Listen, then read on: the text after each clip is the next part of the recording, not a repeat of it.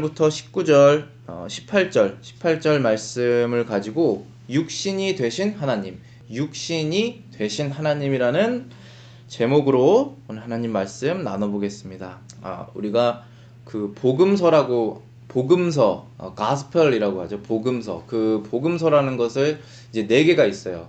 신약 성경에 마태, 마가, 누가, 요한. 요 신약 성경의 네 책, 요걸 복음서라고 부르잖아요. 근데 왜 복음서라고 부르냐 하면은 복음은 좋은 소식, 굿 뉴스니까 복음서죠. 뭐가 굿 뉴스일까요? 우리 항상 안 좋은 뉴스만 있는데 예수님이 이 땅에 태어나셨다. 그리고 그분이 이러한 사역을 하셨고 이러한 것은 우리에게 무슨 의미이다라는 것을 알려주는 게 복음서죠. 이 4가지 복음서를 쓴 사람들은 누굴까요? 책의 이름대로 마태, 마가, 누가. 마태랑 요한은 예수님의 제자예요. 예수님을 따라다녔던. 누가와 마가는 예수님의 직접적인 제자는 아니고, 누가는 바울의 제자이고 마가는 베드로의 제자예요. 이제 있는데 이 제자들, 그리고 제자들의 제자가 성령의 영감을 받아서 이제 성경을 썼는데, 성경을 썼을 때 다 자기가 본 시각대로 또 들은 내용을 취합해서 썼을 때 그 4가지 복음서가 조금씩 다른 강조점들이 있습니다. 강조점. 그 시선이 조금씩 다르다는 것이죠. 그 복음서들이. 그래서 보시면은 마태는 어떻게 복음서를 시작하냐면은 아브라함과 다윗의 자손 예수 그리스도의 세계라 하면서 예수님의 족보를 쭉 말합니다. 아브라함부터 해서 이제 족보가 쭉 나와서 다윗을 거쳐서 예수님까지, 예수님이 어떠한 족보를 태어나셨는지.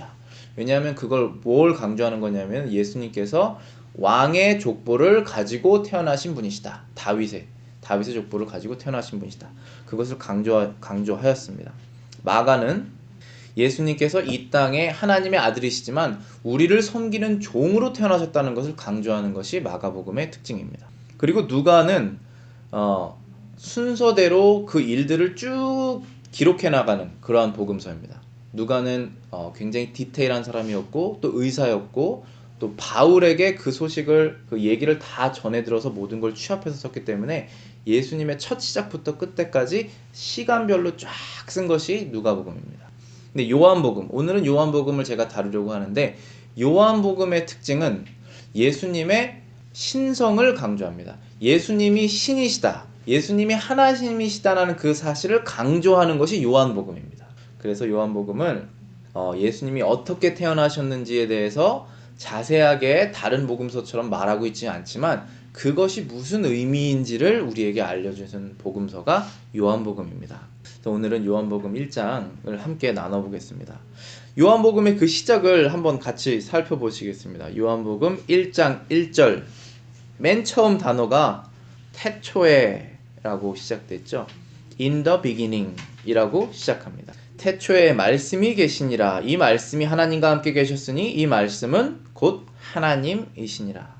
여기에서 이 말씀이라고 한국말로 번역된 것은 영어로는 word라고 되어 있고 그릭, 헬라어로는 로고스라고 되어 있습니다. 이것은 성자 하나님을 가르치는 용어라고 우리가 간단히 생각할 수 있습니다. 말씀이 태초부터 존재하였다라고 말씀하고 계십니다. In the beginning이라는 것, 태초라는 것은 항상 누구에게만 속해 있는 속성이냐면 하나님께만 속해 있는 속성입니다. 왜냐하면 다른 모든 것들은 다 시작이 있지만 하나님은 시작도 없고 끝이 없으시는 분이시기 때문에 이 태초라는 단어는 처음이라는 단어이지만 영원성을 말씀하고 계시는 것입니다. 왜냐하면 처음에 계셨던 분은 원래부터 계셨던 분이어야 하기 때문에 그렇습니다. 그런데 우리가 이 태초에라고 하는 그 단어를 들으면은 다른 성경 구절 하나가 생각이 나시죠? 당연히 창세기 1장 1절이 생각나게 되어 있습니다. 창세기 1장 1절도 어떻게 시작하죠? 태초에 하나님께서 천지를 창조하시느니라. 그러니까 이 요한은 태초부터 계셨던 그 하나님, 이 세상을 말씀으로 창조하셨던 그 하나님이 우리에게 오신 그 태어나신 예수님이라는 것을 알려주기 위해서 바로 1장 1절을 이렇게 시작하는 것입니다. 요한은 항상 사람들에게 이 복음을 알려줄 때 복음은 예수님인데 예수님을 알려줄 때 뭐를 강조했냐면 이분이 너희들에게 왜 좋은 소식으로 오실 수밖에 없는 분이시냐 하면 이분은 하나님이시기 때문에 그렇다라는 것을 계속 말해주고 있는 것입니다. 하나님이 사람으로 오셨다는 것을 말해주고 있습니다. 왜냐하면 예수님께서 태어나셨다라고 하는 것, 우리 어린이 말씀에도 나눴지만 마구간 그 비천한 곳에서 그 아이가 태어났다라고 하는 그 사실이 왜 나에게 그게 좋은 소식인가 라는 것을 알려면 그분이 어떤 분이신지를 먼저 알아라 라고 하는 것입니다. 그러니까 제가 아이들에게도 조금 얘기를 했지만 예수님이 지금 이렇게 비천하게 겸손하게 마구간에서 태어나셨는데 그럼 이 태어나시기 전날에는 어디 있었느냐 라는 것이죠. 어디 계셨냐면 하늘 보좌에 앉아 계셨다는 것이죠. 하늘나라에서 모든 것을 가지고 계신 왕으로서 계신 그분이 사람으로 비천하게 태어나셨다는 것을 알려주는 것입니다. 요한은 항상 그것을 강조합니다. 예수님이 하나님이셨는데 사람으로 태어났다는 것을 강조하기 위해서 1장 1절을 바로 창세기를 기억할 수 있도록 창조주 하나님이 태어나셨다는 것을 알려주시는 것입니다. 만약에 우리가 예수님이 이러한 창조주 하나님이라는 것을 모르는 상태에서 예수님이 태어나셨다는 사실을 들었을 때 우리에게 좋은 소식으로 다가올 수는 전혀 없는 것입니다. 우리랑 전혀 관계없는 한 아이가 태어난 것이기 때문입니다. 자, 두 번째 볼 분은 3절에도 요한이 계속 이렇게 이야기하고 있습니다. 그분은 창조주다. 마구간에서 태어나신 그분이 창조주다라고 말씀하시고 계십니다. 3절에 만물이 그로 말미암아 지은 바 되었으되 지은 것이 하나도 그가 없이는 된 것이 없느니라. 이 세상의 만물이 다 지어졌는데 그로 말미암아라고 했습니다. 여기서 그는 1절에 말씀하시는 그 말씀, word, 로고스라는 그분, 결국 성자 하나님, 그분을 말씀하시는 것입니다. 그분께서 모든 것을 창조하셨고 이 세상에 있는 모든 것들 중에 그분 없이는 창조된 것이 없다라는 것입니다. 저와 여러분, 이 세상에 있는 모든 나무와 산들, 별과 달들, 이러한 모든 우주가 그분 없이는 창조된 것이 없다라고 하니까 이분은 분명히 창조주 하나님을 말씀하시는 것이죠. 그리고 다시 잠시 1장 1절로 다시 돌아가시면은 이런 말씀을 기록하고 있습니다. 태초에 말씀이 계시니라. 이 말씀이 하나님과 함께 계셨으니 이 말씀은 곧 하나님이시니라 라고 말씀하셨죠. 영어로도 한번 읽어드릴게요. In the beginning was the Word, and the Word was with God, and the Word was God. Word라고 하는 그분이 이제 한국말로는 말씀이라고 나와 있고 헬라어로는 로고스라고 되어 있는 그분이 누군지 아직 정확하게 얘기 안 했죠. 1절. 근데 그 특징을 계속 말하고 있습니다. 특징이 뭐냐면 Word라고 하는 분은 하나님과 함께 계셨고 언제부터? In the beginning. 태초부터. 시작은 딱 세상의 시작이 있지 않습니까? 그 시작이 딱 됐을 때 그 전부터 계셨던 분은 하나님밖에 없으니 그 하나님과 함께 계셨는데 하나님이다. 그게 무슨 말입니까? 하나님과 함께 계셨으면 다른 분인데 하나님이다 라고 말하니까 이거는 삼위일체를 말하는 것이죠. 성부 하나님, 성자 하나님, 성령 하나님. 이건 미스테리죠. 우리가 이해로는 할 수 없지만 이렇게 말씀하셨으니까 믿는 것입니다. 하나님과 함께 계신 하나님, 하나님 아버지와 함께 계셨던 성자 하나님을 또 4절 말씀에는 하나님의 특성이 또 하나 더 나오고 있습니다. 4절에는 그 안에 생명이 있으니 이 생명은 사람들의 빛이라. 그분 안에 생명이 있다라고 합니다. 여러분 생명이 뭔지 아시죠? 우리가 생명을 누구에게 줄 수 있을까요? 죽은 사람에게 생명 우리가 갖고 있는 거 하나 줘서 그 사람 살릴 수 있어요. 근데 이 생명을 가지고 계신 분이 계십니다. 그건 하나님이에요. 하나님만 생명을 갖고 있습니다. 우리 잘 상상이 안 가죠? 이 세상에 태어난 건 다 하나님이 만드신 거예요. 죽어 있는데 생명을 준 건 하나님이에요. 세상에 없었는데 나게 됐으면 그건 하나님이 하신 거예요. 왜냐하면 하나님은 생명이 있으시니까. 지금 이 4절에 그 말씀이라는 분이 그 분 안에 생명이 있다 라고 말씀하시고, 그러면 우리가 1절부터 4절까지 지금 사도 요한이 그 말씀이라는 분에 대해서 증거를 한 내용을 정리를 하면은 그 말씀이라는 분은 태초부터 계셨고 세상 만물 모든 것들을 다 만드셨고 그리고 거기에 생명을 주시는 분이시다라고 하면 당연히 이분은 사람은 아니시겠죠. 하나님을 말하는 것이고 하나님과 함께 계셨던 성자 하나님을 말씀하시고 근데 이분이 누구시냐라고 하는 것을 클라이막스적으로 요한복음 1장에서 말씀하시는 것은 14절입니다. 14절에 보시면은 말씀이 육신이 되어 라고 했습니다. 말씀이 육신이 되어 우리 가운데 거하심에 우리가 그 영광을 보니 아버지의 독생자의 영광이요 은혜와 진리가 충만하더라. 자, 우리말로는 육신이라고 되어 있는데 영어로는 flesh라고 되어 있거든요. 헬라어로는 sarke라는 단어인데 굉장히 부정적인 단어입니다. 사람이라는 단어가 있지 않습니까? 사람이라는 단어 man 그리고 육신 어떤 게 더 긍정적인 것 같으세요? 사람이 긍정적인 것이죠. 비록 사람이 죄인이지만 여기서 육신은 죽을 수밖에 없는 사람의 상태, 죄를 질 수밖에 없는 사람의 상태, 죄를 이기려고 해도 그 사슬을 풀지 못하는 그러한 상태, 어둠 속에 빠져서 혼자 나오려고 해도 못 나오는 그러한 사람의 상태, 율법 아래 갇혀있는 그러한 사람의 상태, 그런 것들을 말하는 것. 죄성을 강조하는 것은 항상 플래시라고 말합니다. 육신. 그런데 그 말씀이라고 하는 그 고귀한 분이 태초부터 계셨고 생명을 막 이렇게 주시는 그분이 라고 요한이 말하고 있습니다. 갈라디아서 4장 4절부터 5절 제가 주보 뒷면에 적어놨습니다. 때가 참에 하나님이 그 아들을 보내사 여자에게 나게 하시고 율법 아래 나게 하신 것은 율법 아래에 있는 자들을 속량하시고 우리로 아들의 명분을 얻게 하려 하심이니라. 하나님께서 그의 아들을 보내셨습니다. 그런데 그 때가 있습니다.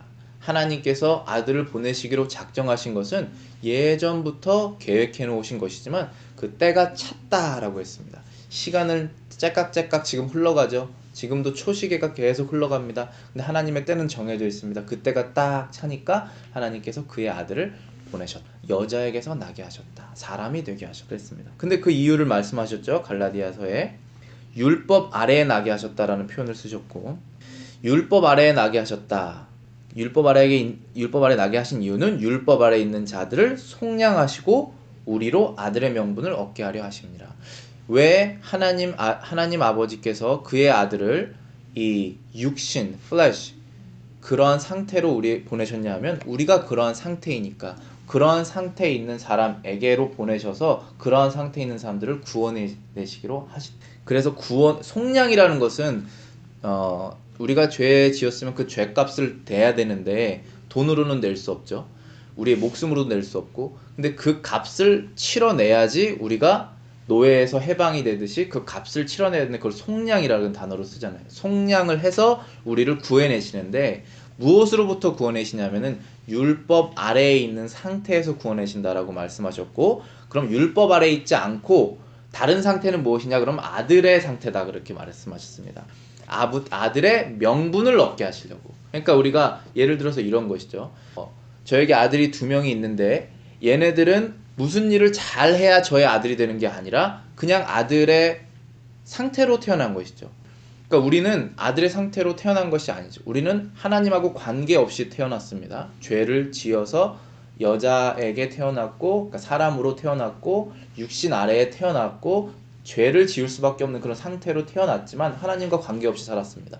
그런데 예수님께서 우리를 구원해 내시기 위해서 오셔서 죄값을 십자가에서 지불하심으로 우리가 이제는 이 율법 아래에 있지 않고 자녀가 우리가 될 수 있는 방법이 없는데 하나님의 아들이 우리를 자녀가 되게 하셨다라는 것입니다. 자녀가 되는 아들의 명분을 얻게 하시기 위해서 예수님이 태어나셨다라고 하셨습니다. 그리고 또 14절에 보시면은 말씀이 육신이 되어라는 것을 우리가 지금 이해했는데 그 다음 9절에는 우리 가운데 거하심에라고 말씀하셨습니다. 여기에서 거하신다라고 하는 단어는 영어로 보면은 dwelt among us라고 되어 있고 헬라어 원어로는 이게 장막을 치다, 타버나클을 치다 그런 뜻입니다. 그러니까 타버나클은 텐트를 말하는 거죠. 텐트. 그러니까 그러니까 구약 성경에 이스라엘 백성들이 계속 이동을 했잖아요. 그러면 우리가 집을 나무 집을 지어서 이동할 수 없죠. 그러니까 텐트를 졌단 말이에요. 그거를 타버나클이라고 그랬고 그 텐트가 진짜 많았을 거 아니에요. 200만 명이 움직이니까. 근데 그 200만 명이 움직이는 그 텐트들 안에 가운데 제일 큰 텐트가 있었죠. 그게 성막이라고 따로 부릅니다. 왜냐하면 거룩한 텐트다. 왜냐하면 하나님이 거하시는 곳이라고 해서 하나님이 모세에게 이렇게 지어라 그래서 굉장히 디테일하게 그 재료까지 색깔까지 다 정해주십니다. 하나님은 굉장히 정확하신 분이시죠. 이렇게 딱 그렇게 정확하신 그 하나님의 뜻대로 텐트가 딱 지어지고 그것을 성막이라고 하고 그 성막에 하나님께서 이렇게 오셔서 모세가 거기서 하나님을 만나고 제사장들이 거기서 제사를 드리고 그런 것을 이스라엘 사람들이 다 알고 있죠. 지금 하나님은 우리 조상들이 거하는 곳에 오셔서 그 성막에 계셨던 것을 다 알고 있는 상태에서 지금 요한이 얘기하는 것입니다. 하나님이 육신이 되셔서 우리 가운데 계시다라고 말씀하신 것입니다. 그래서 이 텐트의 의미는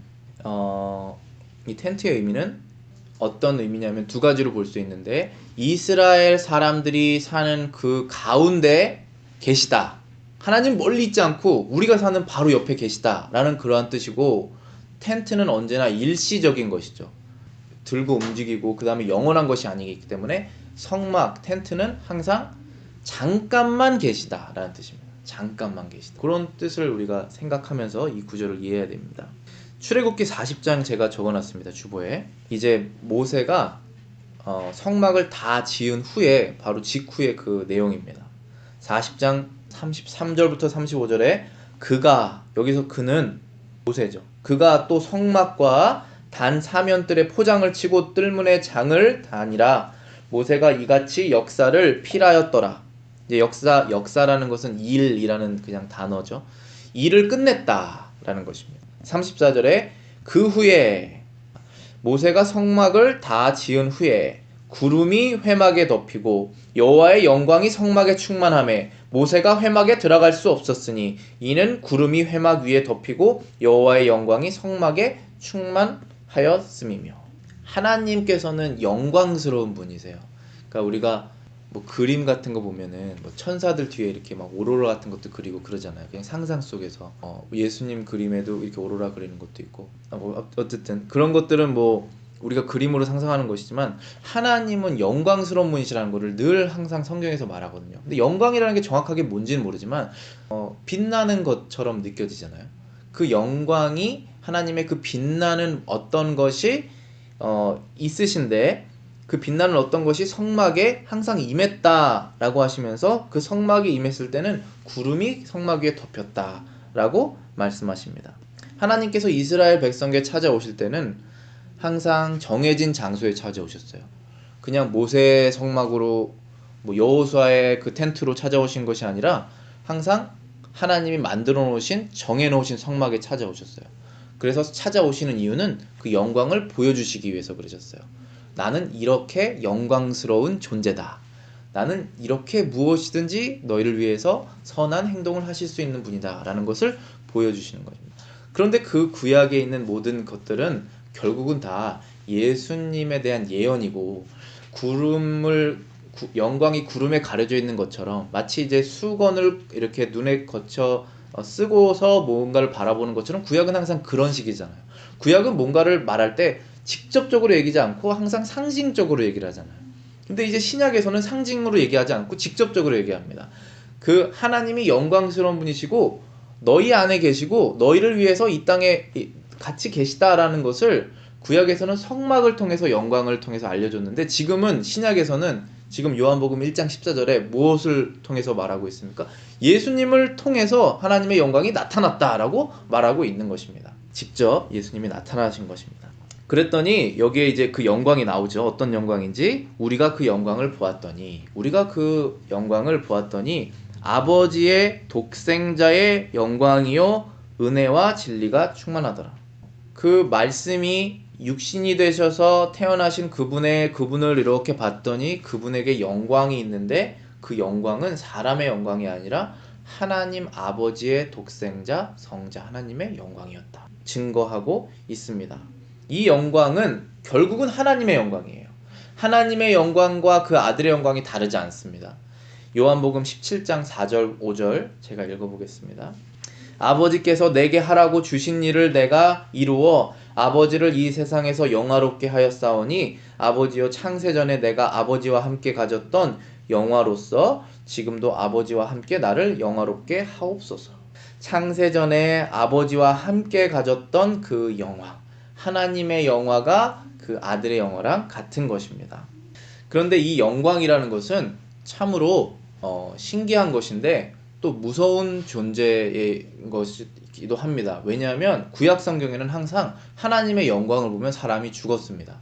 왜냐하면 사람은 죄인이고 하나님은 영광스러운 분이시고, 그래서 하나님의 영광을 보면 사람은 죽는다라는 얘기를 하나님이 직접 말씀하십니다. 그거는 마치 우리는 이제 비교는 할 수 없겠지만 태양이 진짜 강하게 떴을 때 우리가 눈으로 볼 수 없죠. 그래서 선글라스를 쓰잖아요. 눈으로 직접 보면 눈 각막 나갈 거 아니에요.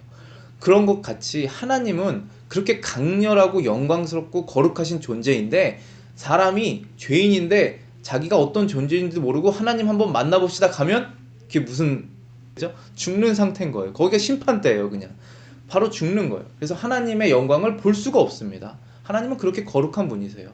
그래서 출애굽기 33장에 이제 모세가 하나님의 영광을 보기를 원한다고 얘기를 해요. 그랬더니 모세에게 이렇게 말했습니다. 모세가 가로되 원컨대 주의 영광을 내게 보이소서. 주의 영광을 내가 보기를 원합니다. 또 가라사대 내가 내 얼굴을 보지 못하리니. 모세야 너는 나 하나님의 얼굴을 보지 못한다 이렇게 말씀하셨어요. 왜냐하면 나를 보고 살 자가 없음이라. 나의 얼굴을 보고 살아남을 자가 없다. 무슨 뜻입니까? 의인이 없다라는 것이죠.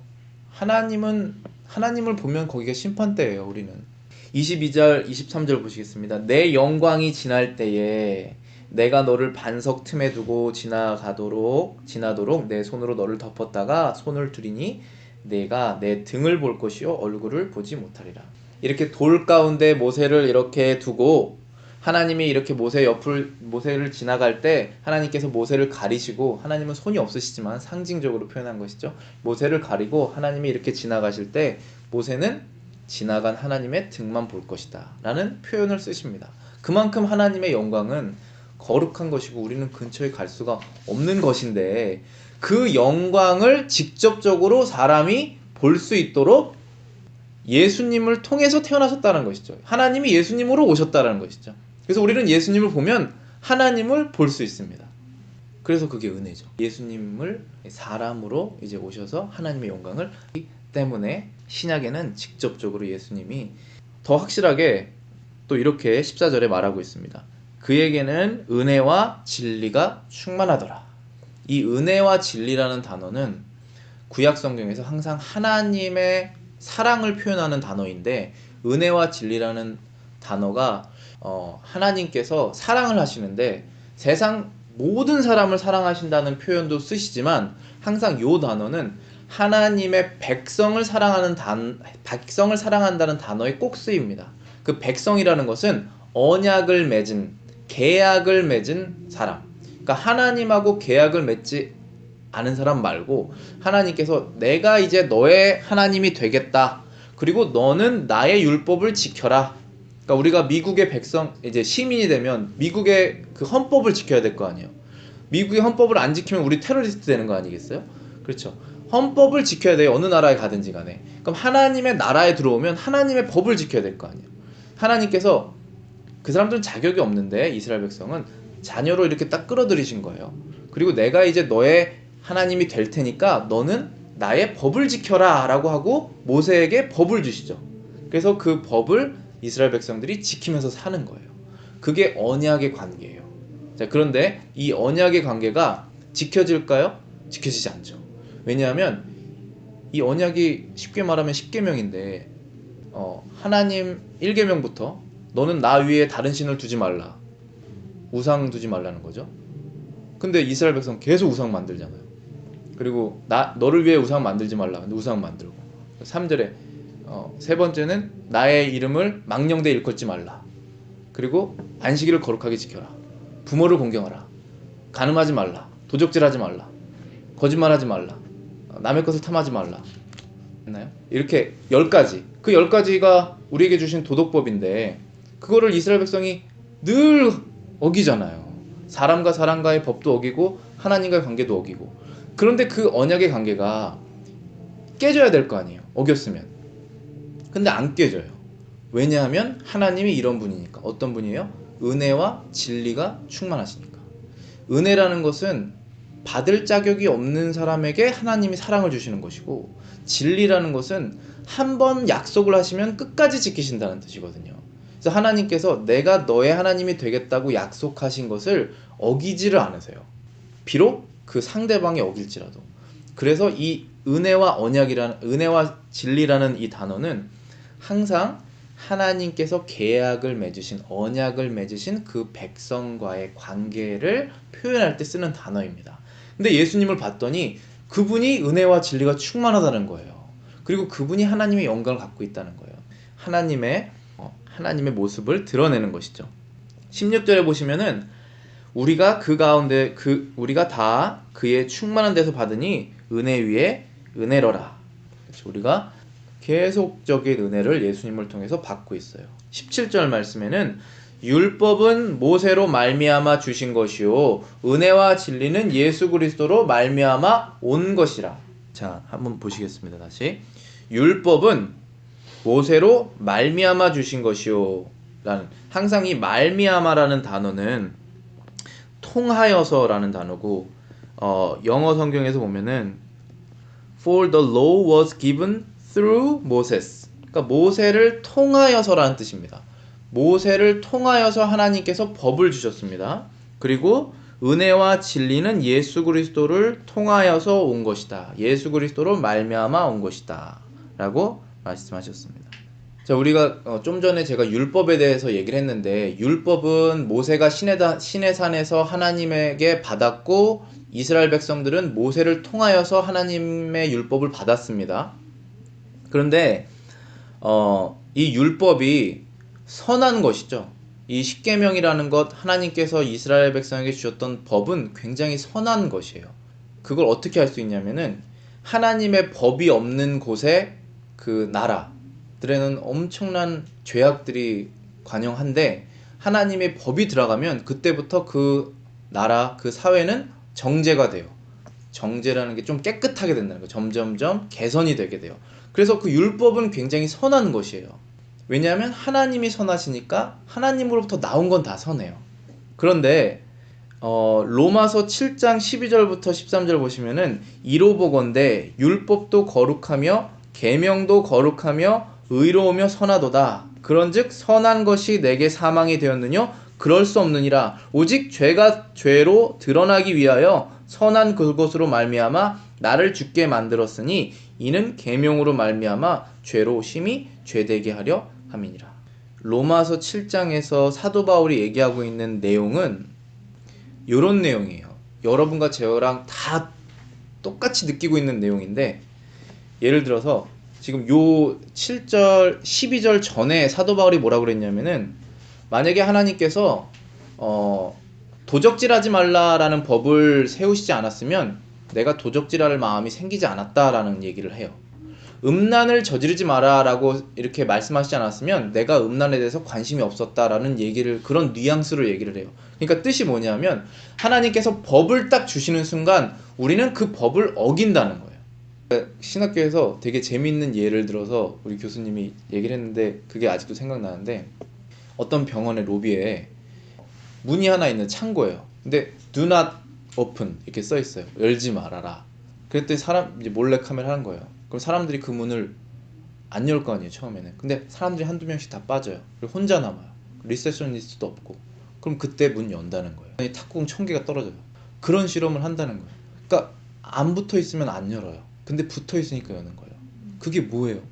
그게 사람의 비참한 상태라는 거예요. 어거스틴이 4세기에 옆집에 있는 배를 따먹었어요. 근데 그 배를 자기가 훔쳐서 따먹은 거예요. 근데 자기가 이걸 왜 훔쳤을까 곰곰이 생각을 해보는 거예요. 계속 자기 생각을. 근데 결론이 남의 것이니까 따먹었다는 거예요. 배가 고프지도 않았고 자기는 배도 별로 안 좋아하고, 그런데 하지 말아야 된다는 걸 아니까 한 거예요. 이게 무슨 뜻이냐면 하나님께서 선한 법을 우리에게 주시면 우리는 그 법을 어겨요. 그러면 법을 안 주면 되지 않겠느냐라고 말할 수 있을 거 아니에요? 그러나 그렇지 않아요.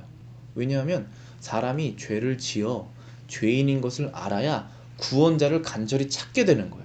그래서 우리는 성경을 알면 알수록 내 마음이 찔리지만 더 구원자를 찾음으로 구원의 확신을 얻어서 우리가 기쁨을 얻는 것이죠. 그 관계가 되는 거예요. 그래서 지금 제가 이 계명 얘기를 왜 했냐면은, 율법은 모세를 통하여서 하나님께서 우리에게 주신 것이다 라고 말씀하셨고, 그 다음에 은혜와 진리는 예수 그리스도로 말미암아 온 것이다. 이 두 가지를 설명하기 위해서 제가 율법을 말씀드린 것입니다. 즉 율법은 선한 것이고 율법의 목적은 사람이 구원자를 찾게 한다는 것이죠. 근데 여기서 두 가지 또 대조되는 것을 보시면은, 은혜와 진리는 예수 그리스도를 통하여서 우리에게 왔다라는 표현을 씁니다. 이것을 제가 주석서를 찾아봤는데 박윤선 박사 주석서에 이렇게 써 있습니다. 여기서 이른바 주신 것이라는 것과 온 것이라는 말이 서로 대조된다, 이렇게 말했습니다. 율법은 모세로 말미암아 주신 것이고 은혜와 진리는 예수 그리스도로 말미암아 온 것이다. 둘 다 결국은 우리에게 왔는데 줬다라는 것과 왔다라는 것이 뉘앙스가 조금 다르니까 그것을 해석을 하기에 이렇게 말씀하셨습니다. 주심은 하나님이 먼 거리에서 인간에게 은혜의 한 부분을 주신 것이고, 온다는 것은 하나님 자신이 예수 그리스도로 말미암아 친히 내려오신 것이다, 이렇게 해석을 했습니다. 그러니까 줬다라는 것은 좀 멀리서 준 것처럼 보이고, 왔다라는 것은 그 준 분이 아예 왔다라는 것처럼 들리지 않습니까? 실제로 그러한 뉘앙스로 말씀하신 거예요. 율법도 은혜고 예수님도 은혜예요. 그러니까 우리가 예수님을 믿었다고 해서 율법을 버리지 않죠. 더 율법을 우리가 사랑하죠. 율법이 성경 전체니까. 그런 것처럼 율법도 은혜고 예수님도 은혜지만 예수님을 통해서 우리가 율법을 더 이제 사랑하게 되는 것이죠. 그래서 갈라디아서 4장 4절부터 5절에 그 말씀을 하신 것입니다. 때가 참에 하나님 그 아들을 보내사 여자에게 나게 하시고 율법 아래에게 나게 하신 것은 율법 아래에 있는 자들을 속량하시고 우리로 아들의 명분을 얻게 하려 하심이니라. 하나님께서 그 백성들을 항상 이렇게 은혜롭고 신실하게 사랑하신다는 것을 어떻게 알 수 있냐 하면은, 구약 성경에서는 그분이 율법을 주셨으니까 알 수 있는 거예요. 만약에 율법을 안 주셨으면 거기는 이제 이스라엘 백성 이외의 다른 백성들 보시면 아시겠지만 뭐 생활이 서로 죽이고 음란하고 법도 없고, 뭐 그때는 얼마나 더 무지했어요. 막 자녀들을 불살라서 우상에 드리고, 막 바다에 막 여자를 던져서 우리 홍순하지 않게 해달라 이런 거 하고, 그런 세상이에요. 그런 세상. 그런 세상에서 하나님이 법을 탁 주시는 거예요. 사람을 죽이지 말라, 하나님을 공경해라, 하나님을 섬겨라, 이렇게 딱 주시니까 하나님이 하나님의 백성을 어떻게 사랑하시는지 내가 어떻게 알 수 있냐 했을 때, 구약에서는 율법을 통해서 알 수 있다는 거죠. 아, 율법을 주신 분, 이렇게 좋은 율법을 주신 분이 우리를 사랑하시는구나 알 수 있고, 이 신약에서는 그것이 더 직접적으로 드러나죠. 이 율법을 스스로 다 이뤄내시고 우리가 그 율법을 통해서 구원받지 않고 은혜로 통해서 구원받을 수 있도록 예수님이 오셨구나. 그 사실을 통해서 우리는 하나님이 우리 사랑하는 거 아는 거예요. 하나님이 지금 멀리 계시는 것 같고 나랑 관계가 없는 것처럼 느끼고, 내가 이 어려운 상황에서 하나님이 나를 과연 사랑하시냐 어떻게 할 수 있죠? 요한일서 1장 9절 10절, 하나님의 사랑이 우리에게 이렇게 나타난 바 되었으니. 그렇죠, 나타났다 그랬어요. 하나님의 사랑이 벌써. 하나님이 자기의 독생자를 세상에 보내심은 저로 말미암아 우리를 살리려 하심이니라. 사랑은 여기 있으니. 그렇죠, 여기 있다라는 거예요. 사랑은 이 지금 내용에 있다라는 것이죠. 우리가 하나님을 사랑한 것이 아니요 오직 하나님이 우리를 사랑하사 우리 죄를 위하여 화목제로 그 아들을 보내셨습니다. 우리를 구원하시기 위해서 하나님의 아들을 주신, 그것이 하나님의 사랑이다. 우리가 하나님의 사랑을 예수님 이외에 알 수 있는 방법이 있나요? 그러니까 없다라는 거예요. 예수님이 말 구유에서 태어나셨어요. 그게 하나님이 나를 사랑하시는 거랑 무슨 관계가 있습니까? 예수님이 하나님이라는 것을 모르는 상황에서. 그러니까 지금 요한이 복음서를 쓸 때 강조하는 것이 그분은 너희의 종으로도 오시고 이스라엘의 왕이시지만 하나님의 아들이시라는 것을 알려주는 거예요. 자, 이어서 4절에 다시 가시면은 예수님이 참 빛이시다, 사람들의 참 빛이다 라는 표현을 쓰십니다. 1장 4절에 그 안에 생명이 있었으니 이 생명은 사람들의 빛이다 라고 말씀하셨습니다. 9절에는 참빛 곧 세상에 와서 각 사람에게 비치는 빛이 있었으니 라고 말씀하셨습니다. 예수님을 지금 여기에서는 빛이라는 단어로 말씀하십니다. 세상은 어두운데 그 어두운 곳에 빛으로 오셨다는 것이죠. 어둡다라는 것은 뭐죠? 어둡다라는 것은 음침한 것입니다. 어둡다라는 것은 드러나고 싶지 않은 거예요. 그것은 죄가 가득한 것을 말합니다. 양심이 죽어서 죄를 아무렇지도 않게 하고 그것을 아무도 나의 삶을 들여다보고 싶지 않는 그런 상태. 구약에서는 선지자들이 율법을 통하여서 그 죄를 드러나게 하셨고 이제는 하나님 자신이 세상에 오셔서 참 빛이 되신 것입니다. 그래서 예수님을 참 빛, true light이라고 표현하고 있습니다. 이것은 하나님께서 구약 성경부터 늘 예언해왔던 내용인데 이사야 보시면은 이사야 9장 오늘 읽어봤던 우리 9절입니다. 2절에 보시면 흑암에 행하던 백성이 큰 빛을 보고 사망의 그늘진 땅에 거하던 자에게 빛이 비추도다. 이사야는 예수님이 나시기 700년 전에 이러한 예언을 했습니다. 흑암에 거하던 백성들이 이제 예수님의 큰 빛을 볼 것이다 라고 말했습니다. 또 이어서 9장 6절 7절에는 이 빛으로 오실 그 구원자가 아기로 태어나실 것이다 라고 말하고 있습니다. 6절 7절에 이는 한 아기가 우리에게 낳고, 근데 그 아기가 어떤 아기인지 설명하고 있습니다. 어깨에는 정사를 메었으고 이름은 기묘자라 모사라 전능하신 하나님이라 영존하시는 아버지라 평강의 왕이라 할 것임이라.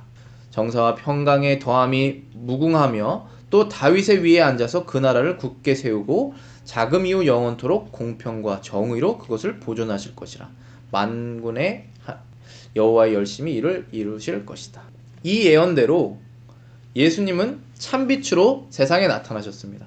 흑암에서 길을 잃고 어느 방향으로 가야 될지 모르는, 구원의 방법이 뭔지도 모르고 삶을 왜 사는지도 모르면서 그냥 살아가고 있는 그 흑암의 상태에서 하나님의 아들 예수님께서 참빛으로 세상에 태어나셨다는 것입니다. 천사 가브리엘은 마리아에게 예수님의 탄생을 미리 예언을 하였죠. 누가복음 1장 31절부터 33절 천사가 일러 가로되 마리아여 무서워 말라 내가 하나님의 은혜를 얻었느니라. 보라 내가 수태하여 아들을 낳으리니 그 이름을 예수라 하라. 저가 큰 자가 되고 지극히 높으신 이의 아들이라 일컬을 것이요 주 하나님께서 그 조상 다윗의 위를 저에게 주시리니 영원히 야곱의 집에 왕노릇 하실 것이며 그 나라가 무궁하리라. 예수님의 나라가 무궁할 것이다 라고 말씀하십니다.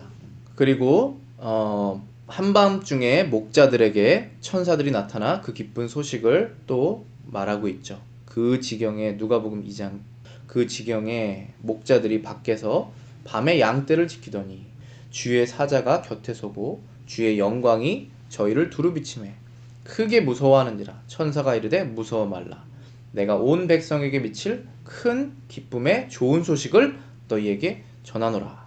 오늘날 다윗의 동네에 너희를 위하여 구주가 나셨으니 곧 그리스도 구주시니라. 기쁨의 좋은 소식이 무엇입니까? 이 아기가 태어났다는 것입니다. 근데 이 아기는 하나님께서 태초부터 계획해 놓으신 구원자이시고 이사야가 예언한 그 한 아기라는 것입니다. 그럼 우리는 이제 이 나라에 속해져야 되는 것인데 12절 13절에 요한이 이렇게 말하고 있습니다. 영접하는 자들만 곧 하나님의 자녀가 된다 라고 말하고 있습니다. 영접하는 자 곧 그 이름을 믿는 자들에게는 하나님의 자녀가 되는 권세를 주셨으니 이는 혈통으로나 육종으로나 사람의 뜻으로 나지 않고 오직 하나님께로 난 자들이니라 라고 말했습니다. 하나님의 자녀가 되는 것은 특권입니다. 우리가 이 세상에서 특권을 받는 것이 죄처럼 느껴지지만 정말 특권입니다. 우리는 한 것이 없는데 받아진 것입니다. 특권, 권세, 자격을 하나님께서 주신다고 하셨습니다. 자녀가 아니었는데 자녀가 되는 특권을. 근데 그것은 유대 혈통으로 되는 것이 아니고 어떤 가정에서 태어났다 해서 되는 것도 아니고 그것은 하나님으로부터 난 자들이다 라고 말하고 있습니다. 그래서 하나님의 자녀가 된 자들은 다 특권을 받은 것입니다. 요한복음 12장 46절에 이렇게 말하고 있습니다. 나는 빛으로 세상에 왔으니 무릇 나를 믿는 자로 어두움에 거하지 않게 하려 함이로라. 자, 이제는 우리가 어두움에 거할 필요가 없습니다. 우리가 하나님의 자녀가 되었으면 예전에는 우리 다 어두움에 걸었습니다. 흑암에 있었던 백성이 다 우리를 말하는 것입니다. 하나님의 법과 상관없이 살았던 사람들입니다. 양심이 무뎌졌던 사람들입니다. 그러나 이제는 우리가 구원을 받았다면, 빛으로 세상에 온 예수님을 알았다면 이제는 그 빛에 가까이 가서 어둠에 거하지 말라라고 명령하시고 계신 것입니다. 에베소서 5장 8절 9절에 너희가 전에는 어두움이었더니 라고 말했습니다. 이제는 주 안에서 빛이라. 빛의 자녀들처럼 행하라. 빛의 열매는 모든 착함과 의로움과 진실함이다. 선한 것과 의로운 것과 거짓이 없다라는 것입니다. 우리가 전에는 다 이러한 어두움이었는데 음행과 더러운 탐욕과 하나님 외에 다른 것들을 섬기는 그러한 존재들이었지만 이제는 어두운 것을 버리고 예수님께로 더 가까이 가서 이러한 빛의 자녀가 되라. 그것을 위해서 예수님 오셨다 말씀하시는 것입니다. 그것이 바로 예수님의 탄생의 의미입니다. 우리가 어둠에 있었던 자들을 주로 옮기시려고 하는 예수님의 탄생입니다. 천사들이 예언한 것처럼 예수님의 탄생은 여러분에게 어떠한 소식입니까? 아무런 관계가 없습니까? 아니면은 기쁨의 좋은 소식입니까? 예수님이 태어나셨다는 것은 우리에게 큰 기쁨의 좋은 소식입니다. 마국간에서 비천하게 태어나신 예수님이 여러분들의 그런 구원자이십니까?